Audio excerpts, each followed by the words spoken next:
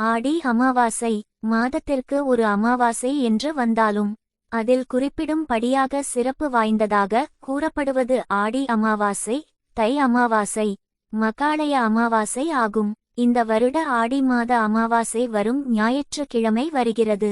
ஆடி அமாவாசையானது மறைந்த நம்முடைய முன்னோர்கள் பித்ருலோகத்தில் இருந்து பூலோகத்திற்கு புறப்படும் நாளாகும்.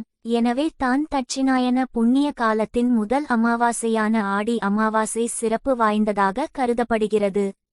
இந்த அமாவாசை நாளில் மறைந்த நம் முன்னோர்களுக்கு கண்டிப்பாக எள்ளும் தண்ணீரும் இறைத்து முன்னோர்களை வழிபட வேண்டும். அமாவாசை தினத்தில் முன்னோர்களின் படத்திற்கு விளக்கேற்றுவது போல கோவிலுக்கு சென்று நெய் தீபம் ஏற்றி வழிபட வேண்டும். ஏழை எளியவர்களுக்கு அன்னதானம் செய்ய வேண்டும். பசுவிற்கு அகத்திக்கீரை தானம் கொடுக்க வேண்டும்.